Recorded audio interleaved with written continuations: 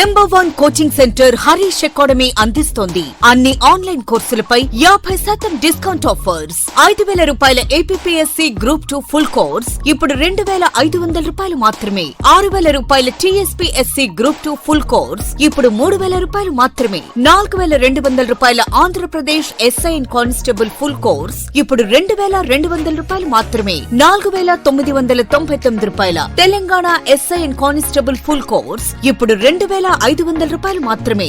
Individual కోర్సులపై కూడా 50% discount కలదు. ఈ ఆఫర్ జూలై 5 నుండి జూలై 10 వరకు మాత్రమే. బంపర్ ఆఫర్ మిస్ చేసుకోకండి. లెజెండరీ ఫ్యాకల్టీచే ఖచ్చితంగా జాబ్ సాధించే విధంగా రూపొందించబడిన ఆన్లైన్ క్లాసెస్. వెంటనే గూగుల్ ప్లే స్టోర్ నుండి Harish the best academy app ని డౌన్లోడ్ చేసుకోండి. విజయం సాధించండి. Harish the best academy. Phone 8341116915. Hi friends, welcome to Harish academy. ఈరోజు వార్తలు నిలిచిన జాతీయ, అంతర్జాతీయ, రాష్ట్రీయ అంశాల గురించి, వార్తలు నిలిచిన వ్యక్తులు, అవార్డులు, పుస్తకాలు, మరి క్రీడా సంబంధిత సమాచారం, ఒక్కొక్క అంశాన్ని వివరంగా తెలుసుకుందాం. ఈరోజు మన ఫస్ట్ టాపిక్ వచ్చేసి టైగర్ కారిడార్ ఏర్పాటు సంబంధిత అంశంతో రాజస్థాన్ రాష్ట్రం వార్తలు నిలిచింది. చాలా ఇంపార్టెంట్ టాపిక్. టైగర్ కారిడార్ ఏర్పాటు అంటున్నాను. టైగర్ కారిడార్ దేనికి సంబంధించి? పులుల సంరక్షణకి సంబంధించిన అంశంతో ఈరోజు రాజస్థాన్ రాష్ట్రం వార్తలు నిలిచింది. అండ్ పోటీ పరీక్షలకు ప్రిపేర్ అవుతున్న ప్రతి ఒక్క అభ్యర్థి వార్తల్లో నిలిచిన వన్యప్రాణి సంరక్షణ కేంద్రాలపైన ప్రత్యేక శ్రద్ధ చూపండి. ఏదైనా వన్యప్రాణి సంరక్షణ కేంద్రం వార్తలు నిలిచింది అంటే దాని యొక్క లొకేషన్ ఏ రాష్ట్రంలో ఉంది, దాని యొక్క ప్రత్యేకత ఏంటి, అసలు ఎందుకు వార్తలు నిలిచింది, వార్తలు నిలుస్తున్న నేషనల్ పార్క్లైనా, జాతీయ పార్కులైనా, వైల్డ్ లైఫ్ శాంక్చురీస్ అయినా, అండ్ పులుల సంరక్షణ టైగర్ రిజర్వ్స్ అయినా కూడా వీటిపైన ప్రత్యేక శ్రద్ధ చూపండి. ఎగ్జాక్ట్లీ లాస్ట్ వీక్ రాజస్థాన్ రాష్ట్రంలో గుర్తింపు పొందిన 4వ టైగర్ రిజర్వ్ అని చెప్పేసి రామ్గర్ విష్దారి టైగర్ రిజర్వ్ అని చెప్పాను. రామ్గర్ విష్దారి చాలా ఇంపార్టెంట్. రానున్న పోటీ పరీక్షల్లో దీనికి సంబంధించిన ప్రశ్న అడుగుతారు. ఇటీవల గుర్తింపు పొందిన రామ్గర్ విష్దారి టైగర్ రిజర్వ్ ఏ రాష్ట్రానికి సంబంధించింది? ఏ రాష్ట్రంలో అంటే రాజస్థాన్ రాష్ట్రానికి సంబంధించి. రాజస్థాన్ రాష్ట్రంలో 4వ టైగర్ రిజర్వ్, దేశంలో 52వ టైగర్ రిజర్వ్. దీని యొక్క ప్రత్యేకత. సో దేశంలో 52వ టైగర్ రిజర్వ్ లాస్ట్ వీక్ వార్తలు నిలిచింది రాజస్థాన్ రాష్ట్రానికి సంబంధించి. ఒక విషయాన్ని గుర్తుంచుకోండి, భారతదేశంలో టైగర్ రిజర్వ్ ప్రాంతాలను గుర్తించే అధికారం ఎవరిది అంటే నేషనల్ టైగర్ కన్జర్వేషన్ అథారిటీ. 2005 సంవత్సరం అని గుర్తుంచుకోండి. 2005 సంవత్సరంలో ఏర్పాటైన ఒక జాతీయ సంస్థ నేషనల్ అంటే జాతీయ, టైగర్ పులులకి సంబంధించి, కన్జర్వేషన్ అంటే సంరక్షణ authority. National tiger conservation authority వారు లాస్ట్ వీక్ రాజస్థాన్ రాష్ట్రంలో 4వ టైగర్ రిజర్వ్ గా ఈ ప్రాంతానికి ప్రత్యేక గుర్తింపునివ్వడం జరిగింది. అలా వార్తలు నిలిచింది. ఈ అంశాన్ని మనం లాస్ట్ వీక్ చూడడం జరిగింది. అండ్ ఇక్కడ రాజస్థాన్ రాష్ట్రంలోని 4 టైగర్ రిజర్వ్ల పేర్లు ఈరోజు తెలుసుకోవాలి. ఎందుకంటే టైగర్ కారిడార్ అనేది ఆల్రెడీ ఎగ్జిస్టింగ్ టైగర్ రిజర్వ్స్ ఉన్నాయి కదా, వాటిని జాయిన్ చేస్తూ ఏర్పాటు చేయడం జరుగుతుంది అన్నట్టు. సో రాజస్థాన్ రాష్ట్రంలో ఉన్న ప్రస్తుతం ఉన్న టైగర్ రిజర్వ్స్ ఏంటి గుర్తుకు రావాలి మనకు? రణతంబోర్ చాలా ఇంపార్టెంట్. రణతంబోర్ టైగర్ రిజర్వ్ ఏ రాష్ట్రం అంటారు? పోటీ పరీక్షలో జాగ్రఫీ పార్ట్ నుండి అడుగుతారు ఇలాంటి ప్రశ్నలు. అండ్ సెకండ్ వచ్చేసి సరిస్కా టైగర్ రిజర్వ్ ఏ రాష్ట్రంలో ఉంది అంటారు. అండ్ థర్డ్ వచ్చేసి ముకుండ్రా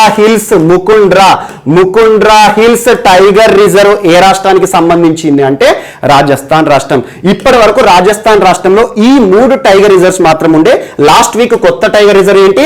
రామ్గర్ విష్దారి టైగర్ రిజర్వ్. ఈ 4 పేర్లు గుర్తుంచుకోండి. ఈ రోజు ఈ 4 టైగర్ రిజర్వ్స్ లోని 3 టైగర్ రిజర్వ్స్ కలిపే ఒక టైగర్ కారిడార్ ఏర్పాటుకు సంబంధించి ప్రభుత్వం ఇచ్చిన ఉత్తర్వులు వార్తలు నిలిచాయి. ఆ టైగర్ రిజర్వ్స్ ఏంటంటే ఫస్ట్ రామ్గర్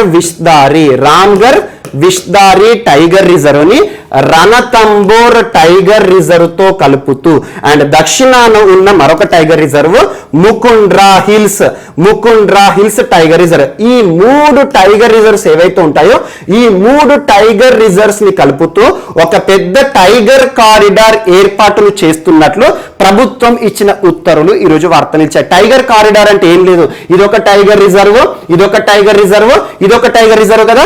ఈ టైగర్ రిజర్వ్స్ మధ్య పులులు ఏవైతే ఉంటాయో, వన్యప్రాణి టైగర్స్ ఏవైతే ఉంటాయో అవి ఈజీగా స్వేచ్ఛగా విహరించే ప్రత్యేక సౌకర్యాలు కల్పించడం, ఈ టైగర్ రిజర్వ్స్ అన్నింటినీ కూడా కంబైన్ చేయడం, అంటే జాయిన్ వాటి లింకేజ్ చేయడం అన్నట్టు. ఈ అంశం ఈ రోజు వార్తలు ఇచ్చింది, చాలా ఇంపార్టెంట్. రానున్న పోటీ పరీక్షలు అడుగుతారు. ఇక్కడ ఎలా ప్రశ్న అడుగుతారు అంటే రణతంబోర్ లేదంటే ఇటీవల వార్తలు నిలిచిన 4వ టైగర్ రిజర్వ్ ఏ రాష్ట్రానికి సంబంధించింది? రామ్గర్ విష్దారి అంటారు. అండ్ రాజస్థాన్ రాష్ట్రం అనగానే ఈ 4 టైగర్ రిజర్వ్ పేరు గుర్తుంచుకోండి. ఈ రోజు మాత్రం ఈ 3 టైగర్ రిజర్వ్స్ ఏవైతే ఉంటాయో వాటిని కలుపుతూ ఒక పెద్ద కారిడార్, పులులకి సంబంధించిన సంరక్షణ విషయంలో రాజస్థాన్ రాష్ట్రం ఈ కారిడార్ను ఏర్పాటు చేస్తున్నట్టుగా వార్తలు నిలిచింది. ఇది ఒకటి ఇంపార్టెంట్. అండ్ నెక్స్ట్, ఇటీవల రాజస్థాన్ రాష్ట్రం తరచూ వార్తలు నిలుస్తుంది. ముఖ్యంగా చూడండి, ముఖ్యమంత్రి గారి పేరిట ప్రారంభించబడిన ప్రత్యేకమైన ప్రోగ్రాము ముఖ్యమంత్రి రైతు మిత్రకి సంబంధించి, అంటే రైతుకి సంబంధించి ఉర్జా యోజన, ఎలక్ట్రిసిటీకి సంబంధించి సబ్సిడీ కార్యక్రమం ఒకటి మనం చూసాం. కిసాన్ మిత్ర ఉర్జా యోజన అని చెప్పేసి ముఖ్యమంత్రి కిసాన్ మిత్ర ఉర్జా యోజన ప్రోగ్రాం రైతు విద్యుత్కి సంబంధించి, పంట పొలాలకు ఉపయోగించే విద్యుత్కి సంబంధించి ఒక సబ్సిడీ కార్యక్రమం ఏ రాష్ట్రానికి సంబంధించి అంటారు? ఇటీవల రాజస్థాన్ రాష్ట్రానికి సంబంధించి బాల్య వివాహాలను అరికట్టాలి, బాల్య వివాహాలన్నింటినీ కూడా అసలు రూపుమాపాలని చెప్పేసి రాష్ట్ర ప్రభుత్వం తీసుకున్న చర్య. పెళ్లి పత్రికలు ఉంటాయి కదా, పెళ్లి పత్రికల్లో వధూవరుల పేర్లు ఉంటాయి కదా, వారి పక్కన వారి యొక్క డేట్ ఆఫ్ బర్త్ ని కూడా ఖచ్చితంగా ముద్రించాలని ప్రభుత్వం ఉత్తర్వులు జారీ చేసింది రాజస్థాన్ రాష్ట్రానికి సంబంధించి. అండ్ దేశంలోనే మొట్టమొదటి రాష్ట్రంగా ఇటీవల రాజస్థాన్ రాష్ట్రం వార్త నిలిచింది. రాష్ట్రంలోని ప్రతి వ్యక్తికి కూడా బీమా సౌకర్యాన్ని కల్పించే చిరంజీవి యోజన అని చెప్పేసి. అండ్ ఇటీవల రాజస్థాన్ రాష్ట్రం ఏ అంశాలతో అయితే వార్త నిలిచిందో వాటన్నిటిని కూడా లింక్ చేసుకోండి. అండ్ ఆయుర్వేదం మొక్కలకి సంబంధించి గర్గర్ ఔషధి యోజన, ప్రతి ఇంటికి 4 ఔషధ మొక్కలను డిస్ట్రిబ్యూట్ చేసే ప్రోగ్రామ్ కానివ్వండి, చెట్లు నాటే కార్యక్రమం, ఇలాంటి అంశాలతో తరచూ రాజస్థాన్ రాష్ట్రం వార్త నిలుస్తుంది. ఈ రోజు టైగర్ కారిడార్ కి సంబంధించి, ఒక పెద్ద టైగర్ కారిడార్ ఏర్పాటుకి సంబంధించి ప్రభుత్వం ఏర్పాటు చేస్తున్నట్టుగా ప్రకటన వార్త నిలిచింది. ఈ టైగర్ రిజర్వ్ల పేర్లు గుర్తుంచుకోండి, ఏ రాష్ట్రంలో ఉన్నాయి అంటే ఇంతకు మించి అడిగారు. అండ్ ఇటీవల వార్త నిలిచిన గుండి నేషనల్ పార్క్ తమిళనాడు రాష్ట్రానికి సంబంధించి, ఎందుకంటే ఈరోజు రిజర్వ్స్ వార్తలు నిలుస్తున్నాయి, సంరక్షణ కేంద్రాలు కాబట్టి వార్తలు నిలుస్తున్న అన్ని కూడా ప్రత్యేకంగా చూడండి. గుండి నేషనల్ పార్క్ అనగానే తమిళనాడుకి సంబంధించి రెప్టైల్ పార్క్ అనుకోండి, అంటే సరీసృపాలకి, పాములకు, మొసళ్ళకి సంబంధించింది. అండ్ ఇటీవల వార్తలు నిలిచిన తిల్లారి రిజర్వ్, తిల్లారి నిన్నటి క్లాస్లో మీకు చెప్పాను, తిల్లారి రిజర్వ్ ఇటీవల వార్తలు నిలిచింది. తిల్లారి వన్యప్రాణి సంరక్షణ అనగానే మహారాష్ట్ర గుర్తుకు రావాలి. అండ్ వాల్మీకి టైగర్ రిజర్వ్ ఏ రాష్ట్రం అంటే బీహార్ రాష్ట్రం గుర్తుకు రావాలి. వీటన్నిటిని కూడా ఈ వీక్ లోనే, with in span of 1 week లోనే మనం చర్చించుకోవడం జరిగింది, ప్రత్యేకంగా చూడండి. అండ్ నెక్స్ట్, ఈ రోజు ఫిషరీస్ కి సంబంధించి ఒక ప్రత్యేకమైన యాప్ వార్తలు నిలిచింది. యాక్చువల్ గా మత్స్యశాఖ మంత్రి, కేంద్ర మత్స్యశాఖ మంత్రి, అంటే నిన్నటి వరకు ఉన్న అంశాలు కాబట్టి మనం చూస్తున్నాం.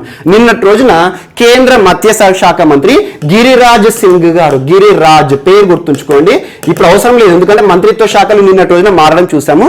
ఇక నూతన మత్స్యశాఖ మంత్రి గురించి రేపటి నుండి మనం చూస్తాం ఎలాగో. సో గిరిరాజ్ సింగ్ గారు ప్రస్తుతం భారతదేశంలో మత్స్యశాఖకి సంబంధించిన కన్సర్న్ మినిస్ట్రీ, మత్స్యం అంటే ఏంటి, ఫిషెస్ కి సంబంధించి ఫిషరీ మినిస్ట్రీ అనొచ్చు, ఫిషరీ ఎనిమల్ హస్బెండరీకి సంబంధించినట్టు. సో ఫిషరీస్ కి సంబంధించి ఒక ప్రత్యేకమైన యాప్ ని లాంచ్ చేయడం జరిగింది. ఆ యాప్ పేరు ఏంటి అంటారు? మత్స్య సేతు. మత్స్య సేతు. ఆటోమేటిక్గా చూడండి, ఎప్పుడైనా మీకు చెప్తాను, ఒక పథకం కానివ్వండి, లేదంటే ఒక స్కీమ్, లేదంటే ఒక యాక్రోనిమ్ వార్తలు నిలిచింది అంటే అందులో పదాలను అర్థం చేసుకోండి, ఆటోమేటిక్గా దాని యొక్క ఉద్దేశం తెలుస్తుంది. మత్స్యం, మత్స్య అంటేనే ఆటోమేటిక్ ఏంటి, ఫిషెస్ కి సంబంధించిన యాప్ అన్నట్టు. సో ఈ యాప్ ని ఎవరు రూపకల్పన చేశారు అంటారు? చాలా important, ICAR, Indian council of agriculture research. నిన్నటి క్లాస్ లో కూడా వార్త నిలిచింది. ఐకార్ అనగానే వ్యవసాయము, అనుబంధ రంగాలకి సంబంధించి నిన్న ఒక ప్రత్యేకమైన ఫీడ్ ని కనుగొని వార్తలు ఇచ్చారు. యాంటీ మెథనోజెనిక్ ఫీడ్ అని చెప్పేసి, హరితదార్ అని చెప్పేసి నిన్న క్లాస్ లో మీకు చెప్పాను. సో ఐకార్ సంస్థ మరియు దాంతో పాటు central institute of fresh water aquaculture, CIFA అని గుర్తుంచుకోండి. ఐకార్ సిఫా అనే సంస్థ, ICAR CIFA Indian council of agriculture research, వ్యవసాయానికి సంబంధించిన పరిశోధన కేంద్రం. సో దీనికి సంబంధించి CIFA, central institute of fresh water aquaculture అంటే ఏంటి, మంచినీటి చేపలకి సంబంధించిన సంస్థ అన్నట్టు. దీని యొక్క ప్రధాన కార్యాలయం ఎక్కడ అంటే భువనేశ్వర్ ప్రధాన కార్యాలయంగా పనిచేస్తున్న ఈ సంస్థ వారు ఈ యాప్ ని రూపకల్పన చేయడం జరిగింది. ఈ యాప్ రూపకల్పన కోసం ఫండింగ్ ఫండింగ్ నిధులను సమకూర్చిన వారు ఎవరు అంటారు? చాలా ఇంపార్టెంట్, ఇక్కడ గుర్తుంచుకోండి. హైదరాబాద్ కి సంబంధించి national fisheries development board, NFDB అని గుర్తుంచుకోండి. నేషనల్ ఫిషరీస్ డెవలప్మెంట్ బోర్డు, జాతీయ మత్స్య అభివృద్ధికి సంబంధించిన ఒక బోర్డు హైదరాబాద్ కేంద్రంగా పనిచేస్తుంది. ఈ సంస్థ వారేమో ఈ సంస్థకి నిధులను ఇవ్వడం జరిగింది. ఆ నిధులతో రీసెర్చ్ యాక్టివిటీస్ ని చేసి, పరిశోధనలు చేసి ప్రత్యేకమైన యాప్ ని రూపకల్పన చేయడం జరిగింది. ఈ యాప్ యొక్క ప్రత్యేకత, అసలు ఎందుకు ఈ యాప్ ని తీసుకురావాల్సి వచ్చింది, ఎందుకు ప్రభుత్వం దీన్ని ప్రారంభించింది, కేంద్ర మంత్రి ఎందుకు ప్రారంభించారంటే మత్స్య రంగానికి సంబంధించి ప్రస్తుతము ఆక్వాకల్చర్ టెక్నాలజీస్ ఉంటాయి కదా, ఆక్వాకల్చర్ అంటే ఏంటి? ఫిషరీకి సంబంధించి. ఆక్వా అనే పదం వార్తలు నిలిచింది అంటే ఫిషెస్ అన్నట్టు గుర్తుంచుకోండి, వాటర్ అన్నట్టు, water related animals. So aquaculture కి సంబంధించి నూతన ఇన్నోవేషన్స్ కానివ్వండి, నూతన పరిశోధనలు కానివ్వండి, నూతన ట్రైనింగ్ కార్యక్రమాలు కానివ్వండి, ఫిషరీ రంగానికి సంబంధించి ఏ రకంగా పెంచాలి, అన్ని రకాల అంశాలను ఫిషరీస్ కి సంబంధించి, ఆక్వాకల్చర్ కి సంబంధించి ఇన్నోవేషన్స్ ని ఈ యాప్ ద్వారా అందిస్తామని చెప్పేసి ప్రభుత్వం చెప్పడం జరిగింది. ఇది ఒకటి ఇంపార్టెంట్. అలా ఇటీవల ఫిషరీస్ సంబంధించి చాలా యాప్స్ మనం చూసాము. ఈ శాంటా అనే ఒక యాప్ గురించి కూడా మీకు చెప్పాను గడిచిన మాసం. ఈ శాంటా యాప్ ని ఎవరు లాంచ్ చేశారు? పీయూష్ గోయల్ గారు లాంచ్ చేశారు. పీయూష్ గోయల్ గారు అప్పటి కామర్స్ మినిస్టర్, ఇప్పుడు కూడా కామర్స్ మినిస్టరే. సో వాణిజ్య శాఖ మంత్రి. వాణిజ్యానికి సంబంధించి ఏవైతే మత్స్య రంగానికి సంబంధించిన ఉత్పత్తులు ఉంటాయో, ఫిషెస్ ఉంటాయి కదా, ఫిషెస్ ని ఎగుమతి చేయడానికి ఉద్దేశించబడిన ప్రత్యేక యాప్ ఈ శాంటా. అండ్ ఇటీవల ఫిషరీస్ కి సంబంధించి కర్ణాటక రాష్ట్రం వార్తలు నిలిచింది. ఫిషరీస్ కి సంబంధించి మత్స్య రంగంపై ఆధారపడిన వారు ఎవరైతే ఉంటారో వారందరినీ ఆదుకోవడానికి ప్రత్యేక పథకాలు. అండ్ కేరళ రాష్ట్రానికి సంబంధించి పరివర్తన అనే ఒక ప్రత్యేక ప్రోగ్రామ్ గురించి చూసాం ఫిషరీస్ కి సంబంధించి. వీటన్నిటిని కూడా లింక్ చేసుకోండి, ఇంపార్టెంట్, ఈజీగా ఉంటుంది. సో ఈ రోజు మత్స్య సేతు అనే ఒక ప్రత్యేకమైన యాప్ వార్తలు నిలిచింది. నిన్న రోజున గిరిరాజు గారు వార్తలు నిలిచారు ఈ యాప్ ని లాంచ్ చేస్తూ. సో మత్స్య రంగానికి సంబంధించి నూతన ఇన్నోవేషన్స్ అన్ని కూడా ఈ యాప్ లో పొందుపరచడం జరుగుతుంది. అండ్ నెక్స్ట్ ఈ రోజు వార్తలు ఇచ్చిన మిశ్రీ చెర్రీస్, చాలా ఇంపార్టెంట్. మిశ్రీ చెర్రీస్ నాకు తెలిసి చాలా మంది టేస్ట్ చేసి ఉంటారు. మిశ్రీ చెర్రీస్ అంటాం కదా, మన దగ్గర దొరుకుతాయి. మన దగ్గర దొరికేవి ఏంటంటే స్టోర్డ్ ఫుడ్, ఇవన్నీ కూడా మన దగ్గర పండేటివి కాదు.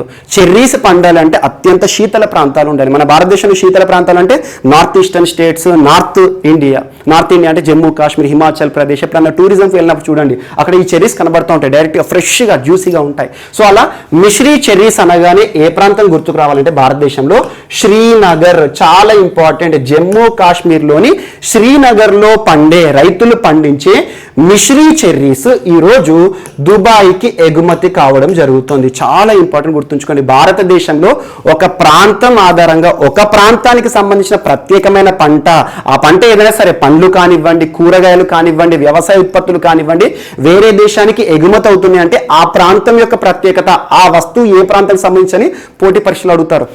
సో అలా మిశ్రీ చెర్రీస్ ని అపెడా అనే సంస్థ, ఇటీవల తరచూ వార్తలు నిలుస్తుంది. తరచూ మీకు చెప్తున్నాను, agriculture and processed foods export development authority.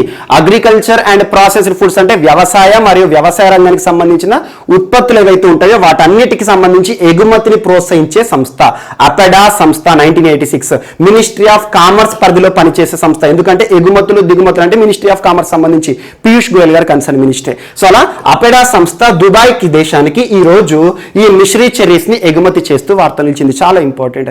ఇటీవల తరచూ మనం చూస్తున్నాం. లాస్ట్ టైం దీనికి సంబంధించి మనం ఏం చూసామంటే ఎగుమతికి సంబంధించి అపెడా వారు దేశం నుండి ఎగుమతి చేసిన వస్తువు బర్మిస్ గ్రేప్స్ అని చెప్పాను. ఇటీవల వార్తలు నిలిచిన బర్మిస్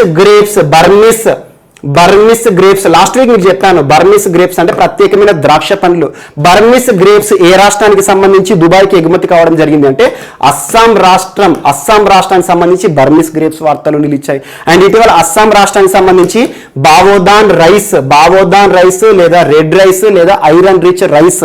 సో ఈ ప్రత్యేకమైన వరి ఏదైతే ఉంటుందో ఈ వరి కూడా ఎగుమతికి సంబంధించి వార్తలు నిలిచింది. అమెరికాకి ఎగుమతి చేశారు. సో అలా ఇటీవల ఎగుమతి అవుతూ వార్తలు నిలిచిన ఏవైతే ఉంటాయి. అండ్ ఈశాన్య రాష్ట్రాలకు సంబంధించి త్రిపుర రాష్ట్రం నుండి జాక్ ఫ్రూట్ అంటే పనస పండు ఉంటుంది, పెద్ద పండు, పనస పండు, జాక్ ఫ్రూట్ ఎగుమతి అనే అంశం మనం చూసాము. అండ్ ఇటీవల షాహీ లిచి అనగానే లిచి పండు ఏ రాష్ట్రానికి సంబంధించి అంటే బీహార్ రాష్ట్రానికి సంబంధించి. అండ్ ఇటీవల జర్దాలు మ్యాంగో బీహార్ రాష్ట్రానికి సంబంధించి వార్తలు నిలిచింది. And Lakshman Bhog and Khirsapati mangoes West Bengal రాష్ట్రానికి సంబంధించి వార్తలు నిలిచాయి. అండ్ ఇటీవల సేంద్రియ పద్ధతిలో పండించబడిన చిరుధాన్యాలు మిల్లెట్స్, ఆర్గానిక్ మిల్లెట్స్ ఎక్స్పోర్ట్ అని చెప్పేసి ఉత్తరాఖండ్ రాష్ట్రం వార్తలు నిలిచింది. అండ్ ఇటీవల గోల్వాడ్ సపోటా అని చెప్పేసి మహారాష్ట్ర వార్తలు నిలిచింది. అండ్ మహారాష్ట్ర నుండి ఇటీవల ఆ ప్రత్యేకమైన కమలం పండు ఉంటుంది కదా, మనకి ఏదైతే ఉంటుందో డ్రాగన్ ఫ్రూట్ ఎక్స్పోర్ట్ దుబాయ్కి అని చెప్పేసి లాస్ట్ వీక్ మనం చర్చించుకోవడం జరిగింది. అలా వార్తలు నిలుస్తున్న ప్రత్యేకమైన వస్తువులు, వ్యవసాయ ఉత్పత్తులు, విలేజ్ రైస్ అనగానే కుంభకోణం ప్రాంతానికి సంబంధించి తమిళనాడు రాష్ట్రం నుండి ఎగుమతికి సంబంధించి వార్తలు నిలిచింది. ఇలాంటి అంశాలపైన ప్రత్యేక శ్రద్ధ చూపండి. ఒక ఐటెం ఏదైనా ముఖ్యంగా వ్యవసాయ ఉత్పత్తులు వార్తలు నిలిచాయంటే ఏ రాష్ట్రానికి సంబంధించి ఏ దేశానికి ఎగుమతి అవుతూ వార్తలు నిలిచిందని గుర్తుంచుకోండి. ఇక్కడ కామన్ పాయింట్ అపెడా అనేది కామన్ గా ఉంటుంది. ఎందుకంటే భారతదేశం నుండి మన దేశం నుండి దాటుతుంది వేరే దేశానికి ఎగుమతి అనగానే ఈ సంస్థ గుర్తుకు రావాలి. కామర్స్ పరిధిలో ఉంటుంది. అది కూడా ఎక్స్క్లూజివ్ గా వ్యవసాయ ఉత్పత్తులకి సంబంధించి మాత్రం చాలా ఇంపార్టెంట్. అండ్ నెక్స్ట్ ఈరోజు ఒక ప్రత్యేకమైన ఆవును సృష్టించి వార్తలు నిలిచారు రష్యా శాస్త్రవేత్తలు. చాలా ఇంపార్టెంట్. ఈ ఆవు యొక్క ప్రత్యేకత ఏంటంటే లాక్టోజ్ రహిత పాలను ఇస్తుంది. లాక్టోజ్ రహిత పాలు అంటాం. మనం తాగే మిల్క్ ఏదైతే ఉంటాయో, పాలు ఉంటాయి కదా, మనకు పాలు అనేది చాలా ఎనర్జీ డ్రింక్. సో అలా పాలలో లాక్టోజ్ అనేది ఖచ్చితంగా ఉంటుంది. కొంతమంది ఏంటంటే పాలు తాగినప్పుడు లాక్టోజ్ అనేది ఎలర్జీగా కారణమవుతుంది. అంటే వారికి పడదన్నట్టు. పాలను తాగడానికి కూడా కొంతమంది విముఖత, పెరుగును తినడానికి కూడా విముఖత ఉంటుంది. కారణం ఏంటంటే లాక్టోజ్ ఎలర్జీ. అలాంటి సమస్యలను దృష్టిలో ఉంచుకొని లాక్టోజ్ రహిత పాలను ఇచ్చే, అంటే పాలలోనే ఇక లాక్టోజ్ ఉండదు అన్నట్టు. మనం ఏ ప్రాసెస్ చేయాల్సిన అవసరం లేదు. ఈ ఆవు ఏదైతే ఉంటుందో, ఈ బర్రె ఏదైతే ఉంటుందో, దాని నుండి పాలు తీసుకున్నప్పుడు ఆటోమేటిక్గా అందులో లాక్టోజ్ ఉండదు. అలాంటి ఒక ఆవు ఎప్పుడు జన్మించిందంటే గడిచిన సంవత్సరం 2020 సంవత్సరం ఏప్రిల్ మాసంలో జన్మించడం జరిగింది. దీని యొక్క పాల ఉత్పత్తి కూడా ప్రారంభించడం జరిగింది.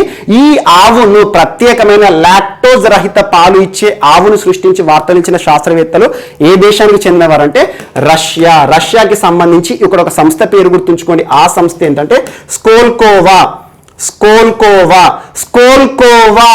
Institute of science and technology. Skolkovo అని పేరు గుర్తుంచుకోండి. ఈ రీసెర్చ్ ఇన్స్టిట్యూట్ వారు దీన్ని సృష్టించడం జరిగింది. ఈ రీసెర్చ్ ఇన్స్టిట్యూట్ లో ప్రత్యేకమైన వింగ్, ఆ వింగ్ పేరు కూడా గుర్తుంచుకోండి, ఎర్నెస్ట్ ఫెడరల్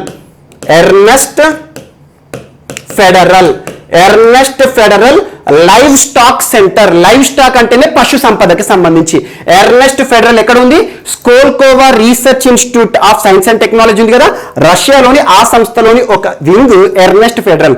దీనికి సంబంధించిన శాస్త్రవేత్తలు ఈ ఆవును సృష్టించడం జరిగింది గడిచిన సంవత్సరం. ఆల్మోస్ట్ పుట్టడంతో ఇది 63 కిలోలతో పుట్టడం జరిగింది. అలాంటి ఆవు ఏదైతే ఉంటుందో ఈ రోజు నుండి లాక్టోజ్ రహిత పాలను ఉద్దేశం అనేది ఫుల్ఫిల్ అయిపోయింది. ఎందుకంటే చాలా మందికి లాక్టోజ్ అనేది శరీరం ప్రవేశించినప్పుడు అలర్జీ, దురద పెట్టడం కానివ్వండి, అలాంటి సమస్యలు ఉంటాయి. అలా లాక్టోజ్ లేని పాలను ఇచ్చే ఒక ఆవును సృష్టించి రష్యా శాస్త్రవేత్తలు వార్తలు ఇచ్చారని గుర్తుంచుకోండి. చాలా ఇంపార్టెంట్. ఇందులో బీటా లాక్టోగ్లోబిన్, ఇది ఇంపార్టెంట్.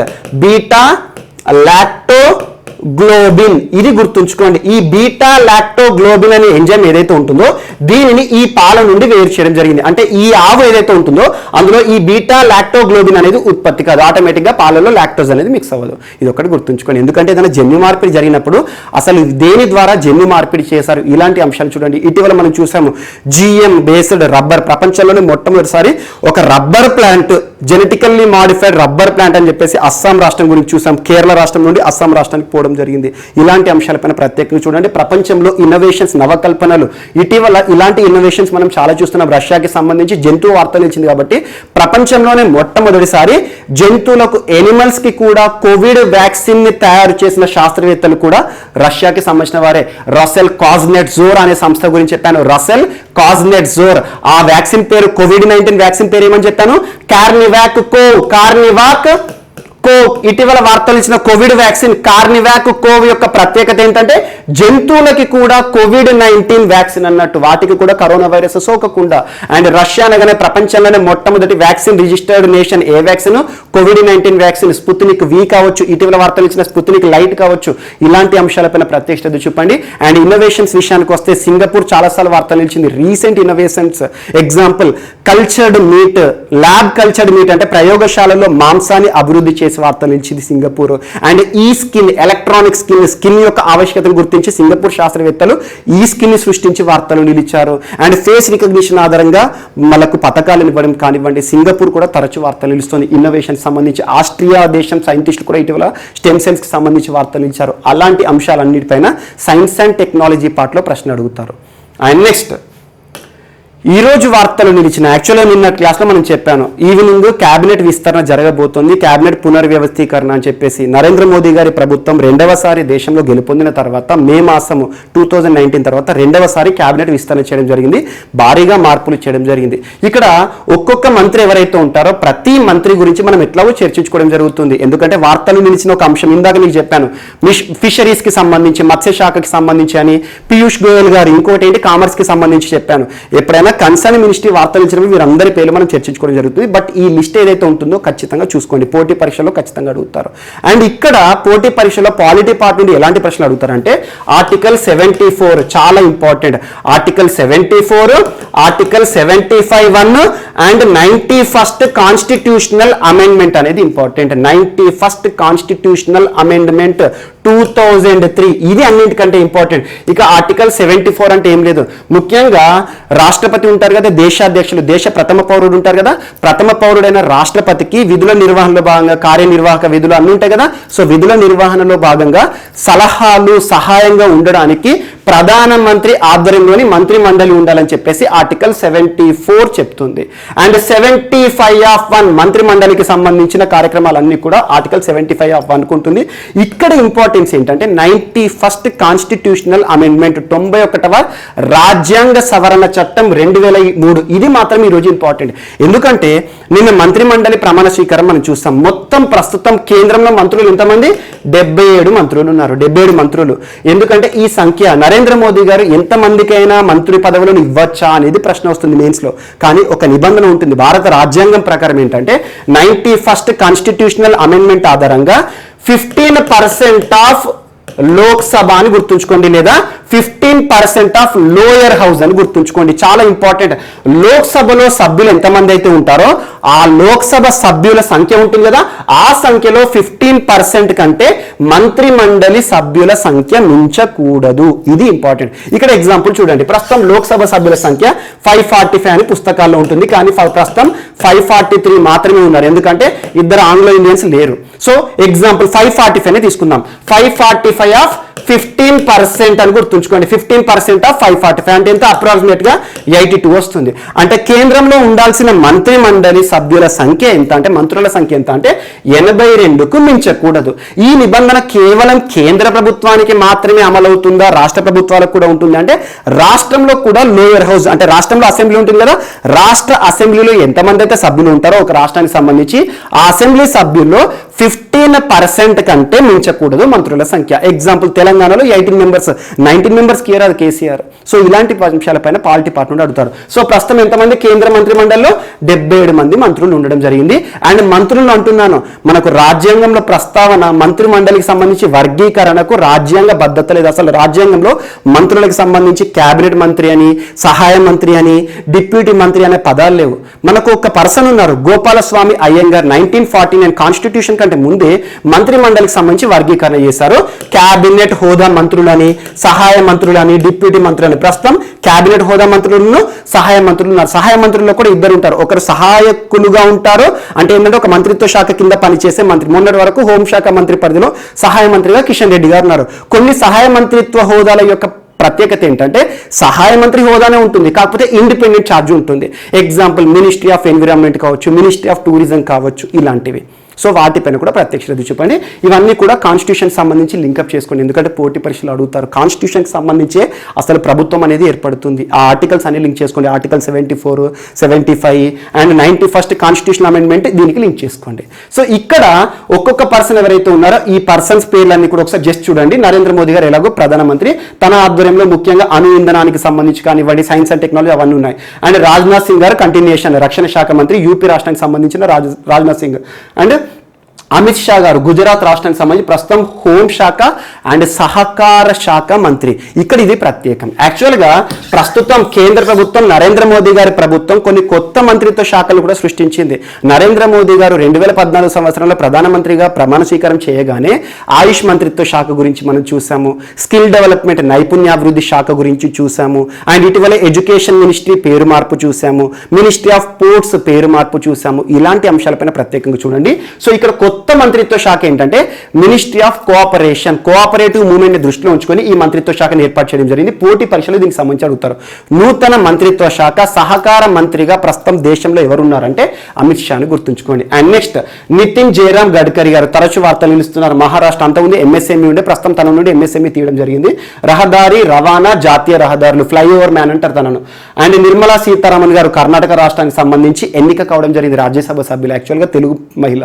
సో నిర్మలా సీతారామన్ గారు ఆర్థిక శాఖ మంత్రి మరియు కార్పొరేట్ వ్యవహారాలు, నరేంద్ర సింగ్ తోమర్ గారు మధ్యప్రదేశ్ వ్యవసాయం రైతు సంక్షేమము, సుబ్రహ్మణ్యం జయశంకర్ గారు రాజ్యసభ సభ్యులు గుజరాత్ రాష్ట్రానికి సంబంధించి విదేశీ వ్యవహారాలు మినిస్ట్రీ ఆఫ్ ఫారెన్ అఫైర్స్ అంటాము. అండ్ అర్జున్ ముండా గారు ట్రైబల్ కి సంబంధించిన మంత్రిత్వ శాఖ, స్మృతి జిబిన్ ఇరానీ మహిళా శిశు అభివృద్ధి, పీయూష్ గోయల్ గారు మహారాష్ట్ర వాణిజ్యం కామర్స్ అన్నట్టు వాణిజ్య శాఖ మంత్రి మరియు జౌళి శాఖ టెక్స్టైల్స్ అన్నట్టు. ధర్మేంద్ర ప్రధాన్ గారు ఒడిశా రాష్ట్రానికి సంబంధించి విద్యా నైపుణ్యాభివృద్ధి చాలా ఇంపార్టెంట్. మొన్నటి వరకు రమేష్ పోఖ్రియాల్ నిశాంక్ గారిని చూసాము, తన స్థానంలో ధర్మేంద్ర ప్రధాన్ గారు. అండ్ ప్రహ్లాద్ జోషి గారు కర్ణాటక రాష్ట్రానికి సంబంధించి తన పార్లమెంటరీ వ్యవహారాలు, నారాయణ రానే సూక్ష్మ చిన్న తరహా అంటే ఎంఎస్ఎంఈకి సంబంధించి, సర్బానంద సోనోవాల్ గారు మొన్నటి వరకు అస్సాం రాష్ట్ర ముఖ్యమంత్రిగా ఉండే ప్రస్తుతం కేంద్ర మంత్రిగా ఉన్నారు. ఓడరేవులు నౌకాయానం జలమార్గాలు ఆయుష్ శాఖ. సో ఇవన్నిటితో పాటు మనకి ఏవైతే ఉంటే మనకు ఇక్కడ కొంతమంది ఇంపార్టెంట్ అశ్విని వైష్ణవ్ ఒడిశా రాష్ట్రానికి సంబంధించి రైల్వే మంత్రిత్వ శాఖ, ఎలక్ట్రానిక్స్ ఐటీ కమ్యూనికేషన్లు.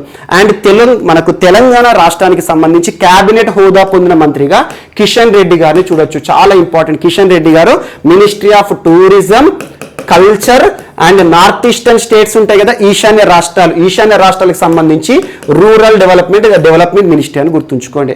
అండ్ ఒక్కొక్క మంత్రిత్వ శాఖ గురించి మనకి ఏవైతే కన్సర్న్ టాపిక్ ఉంటుందో ఆ టాపిక్ వచ్చినప్పుడు మనం ఎలాగో లింక్ చేసుకోవడం జరుగుతుంది. సో అలా మొత్తం మంత్రులు ఏంటంటే ప్రస్తుతం భారతదేశంలో 77 మంత్రులు. ఆ లిస్ట్ ఏదైతే ఉంటుందో బట్టి కొట్టాల్సిన అవసరం లేదు. కన్సర్న్గా మనం ఏదైనా టాపిక్ నేర్చుకున్నప్పుడు అక్కడ లింక్ చేసుకుంటే ఈజీగా సులభంగా గుర్తుంటుంది. అండ్ అందరు మంత్రుల గురించి పోటీ పరీక్షలు అడిగారు. ఏదైతే ఎక్కువగా మంత్రిత్వ శాఖ వార్తలు నిలుస్తుందో ఆ మంత్రిత్వ శాఖకి సంబంధించిన మంత్రి గురించే ప్రశ్న అడుగుతారు. అండ్ నెక్స్ట్ ఈరోజు నాబార్డు రుణం వార్తలు నిలిచింది.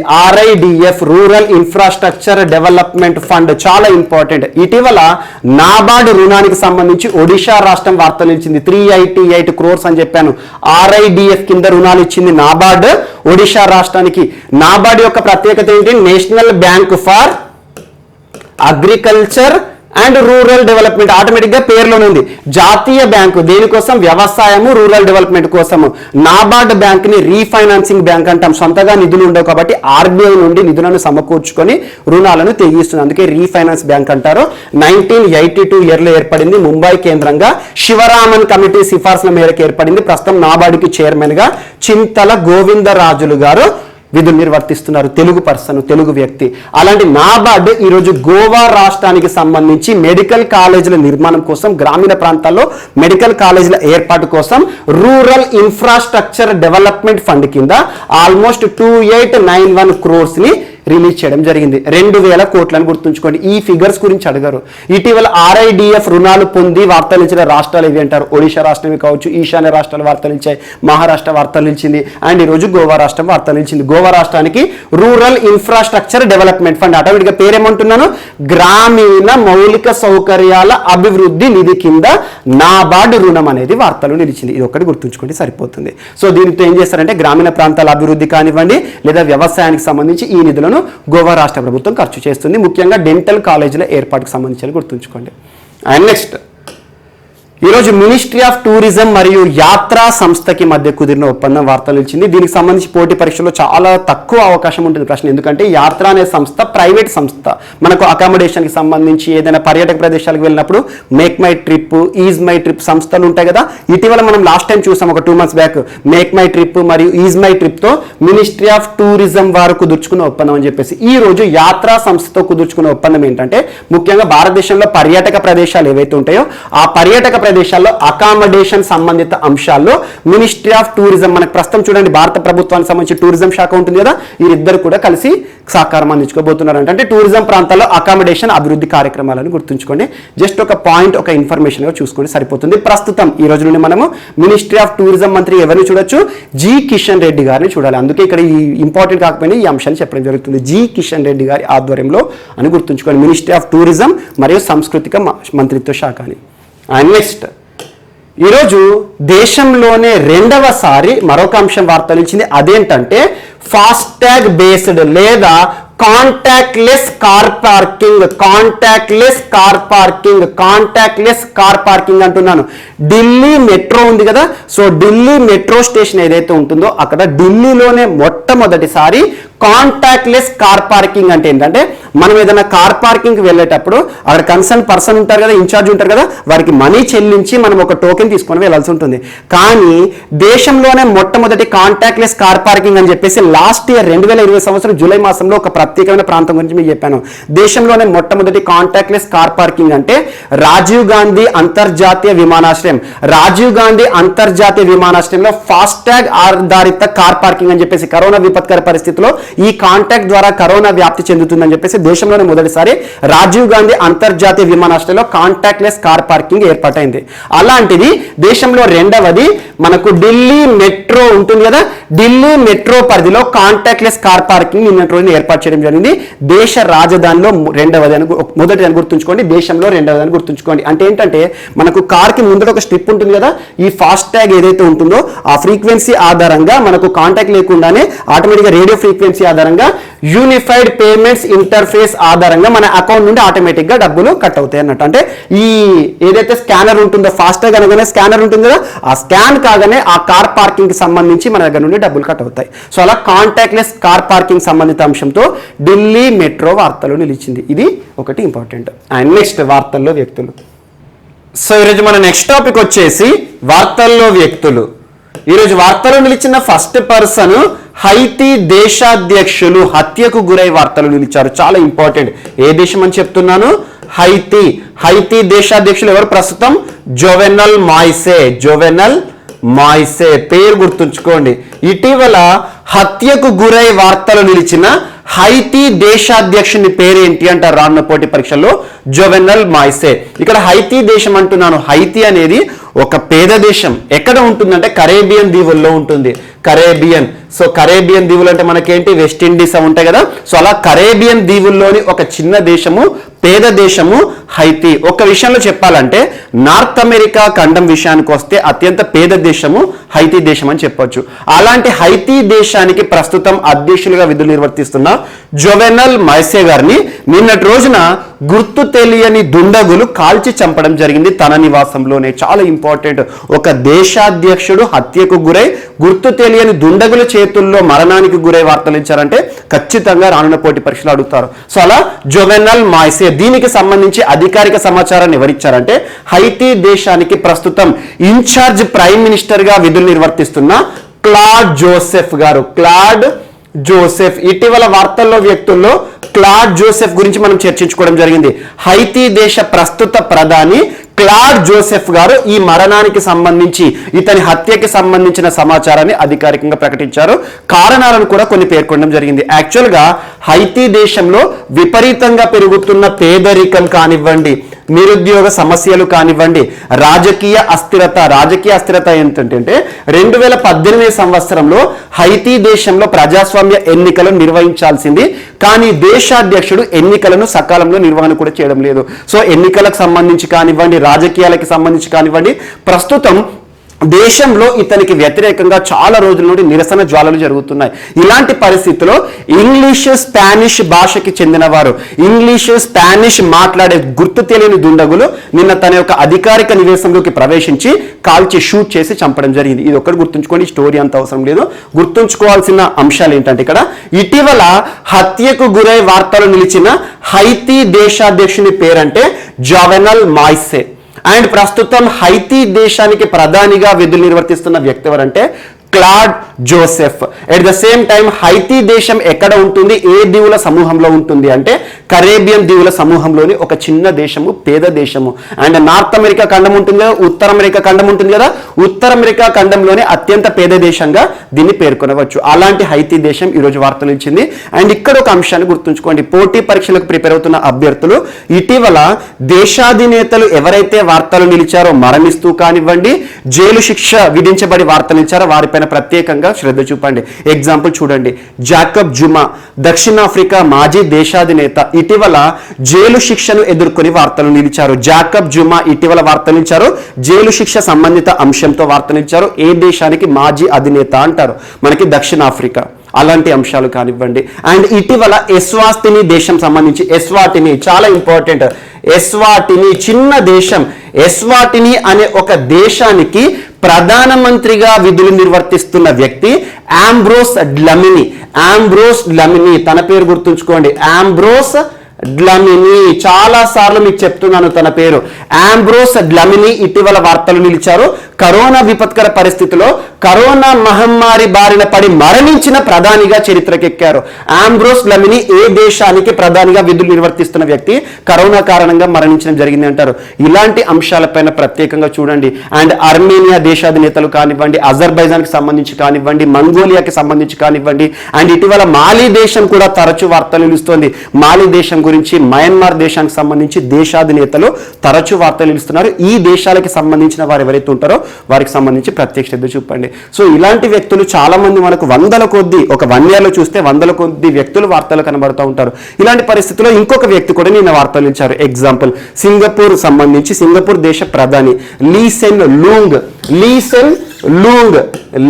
సెన్ లూంగ్ పేరు గుర్తుంచుకోండి. సింగపూర్ దేశ ప్రస్తుత ప్రధాని ఎవరంటే లీ సెన్ లూంగ్. ఎందుకు వార్తలు నిలిచారంటే తను ఒక తలపాగతో ప్రత్యేకంగా వార్తలు నిలిచారు. తలపాగా అంటున్నాను, మన దేశంలో పంజాబ్ రాష్ట్రంలోని సిక్కులు ధరించే తలపాగా ఉంటుంది కదా, సిక్కు మతస్థులు ధరించే తలపాగా ఏదైతే ఉంటుందో ఆ తలపాగా ధరించి ప్రత్యేక ఆకర్షణగా వార్తలు నిలిచిన ప్రధాని ఎవరు అంటే లీ సెన్ లూంగ్. ఇలాంటి ప్రశ్నలు చాలా అరుదుగా అడుగుతారు పోటీ పరీక్షలు. ఎందుకంటే దేశాధినేతల హత్యలకి సంబంధించి వార్తలు నిలుస్తున్నారు, జైలు శిక్షకి సంబంధించి వార్తలు నిలుస్తున్నారు. ఇవి ఇంపార్టెంట్ ఇష్యూస్. అలా తలపాగా ధరించి కానివ్వండి, వీరి గురించి ఒక వార్తగా మాత్రం చూడండి. పోటీ పరీక్షలో అడిగే ఆస్కారం చాలా తక్కువగా ఉంటుంది. తలపాగా ధరించి ఏంటంటే సింగపూర్ దేశంలో ఒక గురుద్వారా ఉంటుంది కదా, గురుద్వారా అంటే ఏంటంటే సిక్కు మందిరం. సిక్కు మందిరంని ప్రారంభించడం జరిగింది సింగపూర్ దేశ ప్రధాని లీ సెన్ లూంగ్. జస్ట్ పేరు గుర్తుంచుకోండి సరిపోతుంది. అండ్ దేశం గురించి గుర్తుంచుకోండి, దీనికి అంతగా ప్రియారిటీ ఇవ్వాల్సిన అవసరం లేదు. చాలా మంది ఇలాంటి అంశాలతో వార్తలు ఇస్తారు. కానీ ఎవరైనా దేశాధినేతలు మరణించిన, జైలు శిక్షకి సంబంధించి కానివ్వండి, ఇటీవల ఫ్రాన్స్ దేశాధినేత కూడా జైలు శిక్షను ఎదుర్కొంటూ వార్తలు ఇచ్చారు. ఇలాంటి వ్యక్తులపైన ప్రత్యేక శ్రద్ధ చూపండి, కారణాల గురించి కూడా చూపండి. ఈరోజు దేశంలోనే తీవ్రించి హైతీ దేశ అధ్యక్షుడు, దేశానికే ప్రథమ పౌరుడు మరణించడం అంటే మామూలు విషయం కాదు. ఇది ఒకటి ఇంపార్టెంట్. అండ్ నెక్స్ట్, ఈరోజు కేశవ్ దత్ గారు వార్తలు నిలిచారు. కేశవ్ దత్ పేరు గుర్తుంచుకోండి. కేశవ్ దత్ గారు ఇటీవల మరణిస్తూ వార్తలు నిలిచారు. ఏ రంగానికి సంబంధించిన దిగ్గజం అంటే క్రీడా రంగానికి సంబంధించిన దిగ్గజం అని గుర్తుంచుకోండి. సో క్రీడా దిగ్గజం. ఇక క్రీడల విషయానికి వస్తే ఏ క్రీడ అంటే హాకీ. చాలా ఇంపార్టెంట్. హాకీ క్రీడా దిగ్గజం నిన్నటి రోజున తన నివాసం కోల్కతాలో మరణిస్తూ వార్తలిచ్చారు. అనారోగ్య సమస్యలు, వృద్ధాప్య సమస్యల కారణంగా మరణిస్తూ వార్తలిచ్చిన కేశవ్ దత్ పేరు మాత్రం గుర్తుంచుకోండి. కేశవ్ దత్ గారి యొక్క ప్రత్యేకత ఏంటంటే తనకు సంబంధించి 1948 లండన్ ఒలింపిక్స్, చాలా important, London Olympics, 1952 Helsinki Olympics దిగ్గజాలు ఇటీవల మరణిస్తూ వార్తలు నిలుస్తున్నారు. చాలా మంది గురించి మనం చూసాము. 1948 ఈ ఒలింపిక్స్ అండ్ ఈ ఒలింపిక్స్ గుర్తుంచుకో. ఈ 2 ఒలింపిక్స్ లో కూడా భారత జట్టు విశ్వ క్రీడలు అంటే ఏంటి, ఒలింపిక్స్ లో గోల్డ్ మెడల్ సాధించిన టీమిండియా ఉంది కదా, హాకీ జట్టు ఉంటుంది కదా, స్వర్ణ పతాక విజేత అయిన టీమిండియా హాకీ జట్టు, భారత హాకీ జట్టులో ఈ 2 జట్లలో కూడా మెంబర్ గా ఉన్న వ్యక్తి అని గుర్తుంచుకోండి. 2 సార్లు స్వర్ణ పతాకాన్ని, ఒలింపిక్స్ లో స్వర్ణ పతాకాన్ని సాధించిన హాకీ జట్టులో ఒక మెంబర్, 2 టైమ్ మెంబర్ అని గుర్తుంచుకోండి. అండ్ ఇక్కడ 1948 లండన్ ఒలింపిక్స్ యొక్క ప్రత్యేకత ఏంటంటే మనకు స్వాతంత్రం వచ్చిన తర్వాత, మన భారతదేశానికి స్వాతంత్రం వచ్చిన తర్వాత జరిగిన మొట్టమొదటి విశ్వ క్రీడలు. అలాంటి మొట్టమొదటి విశ్వ క్రీడలు మన స్వాతంత్రం వచ్చిన తర్వాత జరిగిన విశ్వ క్రీడల్లో మొదటి స్వర్ణ పథకం హాకీకి సంబంధించి గెలుచుకోవడం జరిగింది కదా, ఆ జట్టులో సభ్యుడని గుర్తుంచుకోండి. దీని యొక్క ప్రత్యేకత చెప్తున్నాను. సో ఈ 2 ఇయర్లు గుర్తుంచుకోండి, వేదికలు గుర్తుంచుకోండి. తరచు ఈ వేదికలు కూడా వార్తలు నిలుస్తున్నాయి. ఎందుకంటే ఈ ఒలింపిక్స్ కి సంబంధించి పర్ఫార్మెన్స్ చూపిన వారు, ప్రతిభ చూపించిన వారు ఇటీవల చాలా మంది మరణిస్తూ వార్తలు నిలవడం జరుగుతుంది. ఎందుకంటే వృద్ధాప్య సమస్యలు. ఈ రోజు కేశవ్ దత్ గారు వృద్ధాప్య సమస్యలు అంటున్నాను కదా, 1925 ఇయర్ లో తను జన్మించడం జరిగింది. 1925 సంవత్సరంలో అప్పటి అంటే ప్రస్తుతం పాకిస్తాన్ లో ఉన్న ప్రాంతం, అప్పుడు భారతదేశంలో ఉన్న ప్రాంతం. ఒకప్పుడు 1925 అంటే 1947 వరకు భారతదేశంలోని భాగమే ప్రస్తుతం ఉన్న పాకిస్తాన్ దేశం అంతా అఖండ భారత్ అనే వాళ్ళం. అప్పుడు లాహోర్ సిటీలో జన్మించారు భారతీయుడు. 1947 లో దేశం అనేది విడిపోవడం జరిగింది. సో అలా 1925 లో లాహోర్ లో జన్మించిన వ్యక్తి అని గుర్తుంచుకోండి. ప్రస్తుతం ఈ ప్రాంతం లాహోర్ ఎక్కడ ఉంది? లాహోర్ సిటీ ప్రముఖ సిటీ, పాకిస్తాన్ కి సంబంధించిన సిటీ అని గుర్తుంచుకోండి. అండ్ నిన్నటి క్లాస్ లో కూడా మీకు చెప్పాను, దిలీప్ కుమార్ గారు ప్రముఖ సినిమా దిగ్గజం, ఫిల్మ్ ఇండస్ట్రీకి సంబంధించి దిగ్గజ నటుడు మరణించారని చెప్పాను. తను కూడా పాకిస్తాన్ ప్రాంతంలోనే జన్మించడం జరిగింది. ప్రస్తుతం తను జన్మించిన ప్రాంతం ఏదైతే ఉంటుందో పాకిస్తాన్లో ఉండడం జరిగింది. అప్పుడు వీళ్ళు జన్మించినప్పుడు అవన్నీ ప్రాంతాలు కూడా ఇండియాకి సంబంధించిన ప్రాంతాలు కాబట్టి ఇండియన్స్ గానే గుర్తుంచుకోండి. చాలా ఇంపార్టెంట్. భారతదేశ చరిత్రలోనే సువర్ణాక్షరాలతో లిఖించదగిన ఆటగాడిగా తనను గుర్తుంచుకోండి. అండ్ ఇంకొకటి తన ప్రత్యేకత, మొట్టమొదటి ఫుట్బాలేతర క్రీడాకారుడిగా కూడా చరిత్రలోకి ఎక్కాడు. ఫుట్బాలేతర క్రీడాకారుడు అంటే ఏంటంటే మోహన్ బగాన్ రత్న. ఈ పురస్కారం గుర్తుంచుకోండి. మోహన్ బగాన్ రత్న అంటే ఏంటంటే ముఖ్యంగా మోహన్ బగాన్ పురస్కారము ఫుట్బాల్ క్రీడాకారులకి ఇస్తారు ఎక్కువగా. అలాంటిది మొట్టమొదటి ఫుట్బాలేతర క్రీడాకారుడు అంటే తను హాకీ క్రీడాకారుడు కదా, ఒక హాకీ క్రీడాకారుడు మోహన్ బగాన్ రత్న పురస్కారాన్ని గెలుపొందిన క్రీడాకారుడు అని గుర్తుంచుకోండి. తన యొక్క ప్రత్యేకతను గుర్తుంచుకోండి, సరిపోతుంది. అండ్ నెక్స్ట్ ఈరోజు వార్తలు నిలిచిన కౌశిక్ బస్సు గారు. కౌశిక్ బస్సు చాలా important person. Exactly last week Kaushik bus గారికి సంబంధించి ఒక ప్రత్యేక అంశాన్ని చెప్పాను, కౌశిక్ బస్సు అని చెప్పేసి. సో కౌశిక్ బస్సు గారు రాసిన ఒక పుస్తకం గురించి చెప్పాను ఇటీవల. కౌశిక్ బస్సు గారు రాసిన పాలసీ మేకర్స్ లాస్ట్ వీక్ మీరు వీడియో చూడండి, ఆ రోజు చెప్పాను. లాస్ట్ వీక్ లో ఒకసారి డేట్ మీకు కావాలంటే మీకు మెన్షన్ చేస్తాను. Policy makers journal from New Delhi to Washington DC. చాలా ఇంపార్టెంట్. ఈ పుస్తకం పేరు మీకు చెప్పాను, లాస్ట్ వీక్ లోనే చెప్పాను. సో ఈ పుస్తకం యొక్క రచయిత కౌశిక్ బస్సు అని చెప్పాను. ఆ రోజు మీకు చెప్పాను, ఎప్పుడైనా గుర్తుంచుకోండి, తను గొప్ప ఆర్థికవేత్త అని చెప్పేసి కొన్ని దేశాలకు ఆర్థిక సలహాదారులుగా కూడా తను విధులు నిర్వర్తిస్తున్నారు. ప్రముఖ ఆర్థికవేత్త కౌశిక్ బస్సు గారు ఈరోజు ఒక ప్రతిష్టాత్మక పురస్కార గ్రహీతగా వార్తలించారు. ఆ పురస్కారం పేరేంటంటే హంబోల్ట్. ఈ స్పెల్లింగ్ గుర్తుంచుకోండి, హంబోల్ట్ రీసెర్చ్ అవార్డ్. ఇటీవల భారతదేశంలోని ఏ ఆర్థికవేత్త ఆర్థిక రంగానికి సంబంధించి ఈ పురస్కారాన్ని గెలుపొంది వార్తలు ఇచ్చారు అంటారు. Humboldt research award. ఈ పురస్కారాన్ని సైంటిస్టులకు కానివ్వండి, ఎకనామిస్టులకు కానీ ఇచ్చి సత్కరించడం జరుగుతుంది ప్రతి ఏటా. ఏ సంస్థ ఇస్తుంది అంటారు, ఎప్పుడైనా గుర్తుంచుకోండి.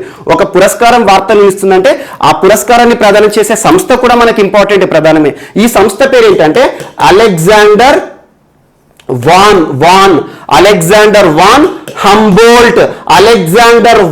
హంబోల్ట్ అనే ఒక ఫౌండేషన్. అలెగ్జాండర్ వాన్ హంబోల్ట్ అనే ఒక ఫౌండేషన్, దీని యొక్క ప్రధాన కార్యాలయం బాన్ వేదికగా పనిచేస్తుంది. బాన్ సిటీ అనగానే మనకి ఏ దేశం గుర్తుకు రావాలి? జర్మనీ. సో జర్మనీ దేశంలోని బాన్ సిటీ ప్రధాన కార్యాలయంగా పనిచేస్తున్న సంస్థ అలెగ్జాండర్ వాన్ హంబోల్ట్ ఫౌండేషన్. ప్రతి ఏటా కూడా సైంటిస్టులకి, ఎకనామిస్ట్, ఆర్థికవేత్తలకి ఈ ప్రతిష్టాత్మక పురస్కారం హంబోల్ట్ రీసెర్చ్ అవార్డుని ఇచ్చి సత్కరించడం జరుగుతుంది. ఈ పురస్కార గ్రహీతలకు దాదాపు 60,000 యూరోలు మనీని కూడా ఇవ్వడం జరుగుతుంది. అంటే నగదు పురస్కారం కూడా ఇవ్వడం జరుగుతుంది, 60,000 యూరోస్. చాలా ఇంపార్టెంట్. ఇటీవల వార్తలు నిలిచిన అలెగ్జాండర్ వాన్ హంబోల్ట్ ఫౌండేషన్ ఏ దేశంలో ఉంది అంటే జర్మనీ అని గుర్తుంచుకోండి. జర్మనీలోని బాన్ సిటీలో ఉంది. ఈ పురస్కారం పేరేంటి? Humboldt research award. గెలుపొందిన వారెవరు? కౌశిక్ బస్సు, ప్రముఖ ఆర్థికవేత్త. తను ఈ వారంలోనే 2 సార్లు వార్తలు ఇచ్చారు కాబట్టి ఖచ్చితంగా ఇంపార్టెంట్. తను రచించిన పుస్తకాల గురించి మనం తరచు చూస్తూ ఉంటాం. లాస్ట్ టైం మనం చర్చించుకున్న పాలసీ మేకర్స్ పుస్తకం మాత్రం చాలా ఇంపార్టెంట్. ప్రస్తుతం ప్రపంచవ్యాప్తంగా ఒక ప్రభావవంతమైన పుస్తకం అని గుర్తుంచుకోండి. అండ్ నెక్స్ట్ ఈరోజు శివగిరి మఠం. శివగిరి మఠాధినేత. శివగిరి మఠం ఉంటుంది కదా, యాక్చువల్గా మఠం అనే పదం ఎక్కువగా హిందూ మతానికి సంబంధించి చాలా మఠాలు ఉంటాయి. కొన్ని మఠాలు దేశవ్యాప్తంగా కూడా ప్రభావాన్ని చూపించిన మఠాలు ఉంటాయి హిందూ మతానికి సంబంధించి. పోటీ పరీక్షల్లో ఎప్పుడైనా ఒకసారి అడిగే అవకాశం ఉంటుంది, బట్ ఇన్ఫర్మేషన్గా చూడండి. శివగిరి మఠము మరియు నారాయణ ధర్మ సంఘం, శ్రీ నారాయణ ధర్మ సంఘం, ఈ రెండు సంస్థల పేరు గుర్తుంచుకోండి. శివగిరి మఠానికి మఠాధినేతగా విధులు నిర్వర్తించారు చాలా ఏళ్ల పాటు. At the same time Narayana ధర్మ సంఘం అనే ఒక సంస్థకి అధ్యక్షులుగా విధులు నిర్వర్తించిన శ్రీ ప్రకాశానంద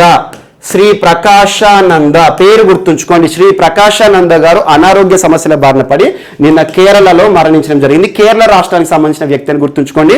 హిందూ మతానికి సంబంధించి ప్రభావాన్ని చూపించిన వ్యక్తి. సామాజిక కార్యక్రమాలు, ఎక్కువగా సామాజిక కార్యకర్తలు ఎవరైతే మరణిస్తారో వారి గురించి ఖచ్చితంగా చూడాలి. వారు ఏ మతానికి సంబంధించినా కూడా సామాజిక సేవా కార్యక్రమాల ద్వారా కూడా కేరళ రాష్ట్రంలో చాలా వరకు కూడా గుర్తింపు పొందిన వ్యక్తి ప్రకాశానంద గారు. సో అనారోగ్య సమస్యల బారిన పడి మరణిస్తూ వార్తలు ఇచ్చారు. తనకు సంబంధించి శివగిరి మఠం గుర్తుంచుకోండి, నారాయణ ధర్మ సంఘం అని గుర్తుంచుకోండి, సరిపోతుంది. అండ్ నెక్స్ట్, ఈరోజు ప్రపంచంలోనే అత్యంత ఎత్తైన అత్యంత పెద్ద గుర్రం మరణిస్తూ వార్తలు ఇచ్చింది. యాక్చువల్గా ఈ గుర్రం ఈ రోజు మరణించలేదు, ఆల్మోస్ట్ 2 వీక్స్ అయింది.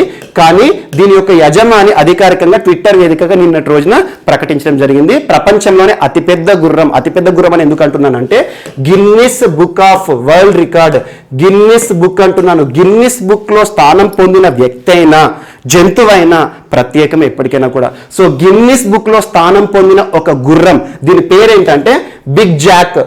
ఈ గుర్రం పేరు గుర్తుంచుకోండి, బిగ్ జాక్ అనే ఒక గుర్రము. దీని యొక్క బ్రీడ్ ఏంటంటే బెల్జియం జాతి గుర్రం, బెల్జియం. సో బెల్జియం జాతి గుర్రము ప్రస్తుతం అమెరికాలో ఉంటుంది. దీని యొక్క వయస్సు 20 సంవత్సరాలు.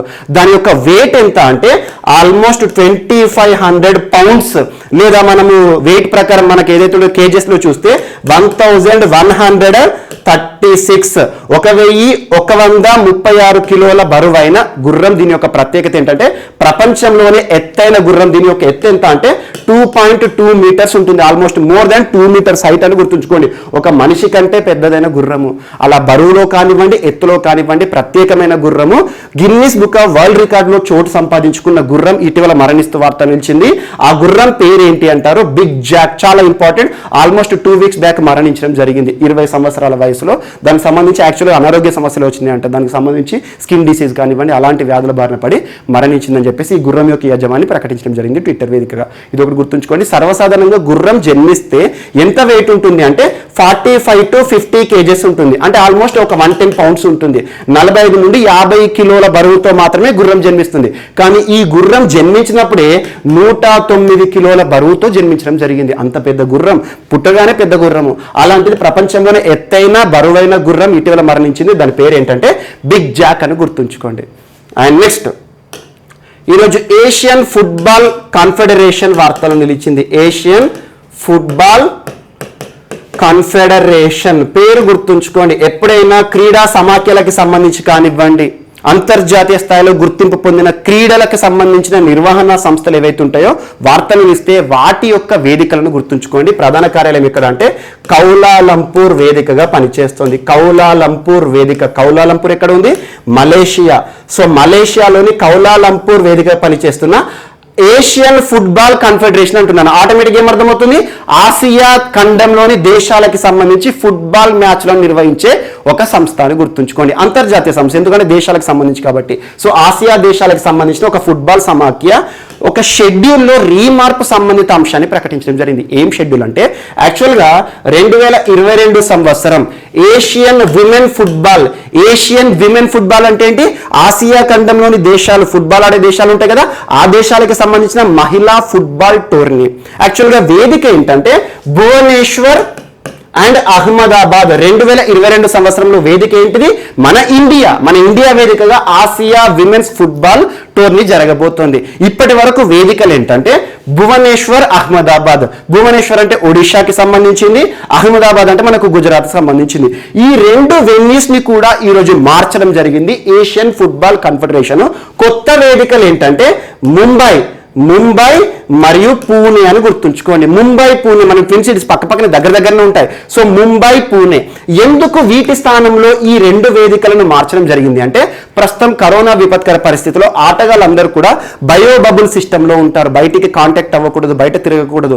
అందులోనూ భువనేశ్వర్ సిటీ నుండి అహ్మదాబాద్ సిటీకి మ్యాచ్ల కోసం వెళ్ళాలి అంటే 2 రాష్ట్రాల మధ్యలో ప్రయాణం చేయాలి. సో అలా సుదూర ప్రాంతాల మధ్య నిర్వహణ అనేది సమస్యాత్మకంగా ఉంటుంది. కాబట్టి ఒక రాష్ట్రంలో దగ్గర ఉన్న సిటీస్ ఏవైతే ఉంటాయో ముంబై, పూణే, ఈ సిటీస్ వేదికగా వీటి స్థానంలో ఈ సిటీస్ లో నిర్వహిస్తామని చెప్పేసి అధికారికంగా ప్రకటించింది ఏషియన్ ఫుట్బాల్ కాన్ఫెడరేషన్. రానున్న 2022 సంవత్సరం ఆసియా మహిళల ఫుట్బాల్ టోర్నమెంట్ కి సంబంధించి ఎప్పుడు ప్రారంభమవుతాయి అంటే జనవరి 20వ తేదీ నుండి ఫిబ్రవరి 6వ తేదీ. ఏ ఇయర్? 2022 రానున్న సంవత్సరం సంబంధించి ప్రారంభంలోనే ప్రారంభం కానున్న మ్యాచ్ల యొక్క నూతన వేదికలు గుర్తుంచుకోండి. మొత్తానికి ఇండియా వేదికగా జరుగుతున్నాయని గుర్తుంచుకోండి. ఆతిథ్య దేశం ఇండియా అని గుర్తుంచుకోండి. సో ఇవి ఈరోజు వార్తలో నిలిచిన అంశాలు. మిస్లేనియస్ అంశాలు ఏమైనా వార్తలు నిలిస్తే రేపటి క్లాస్లో మనం చూసుకుందాం. రేపు కలుద్దాం. Thank you.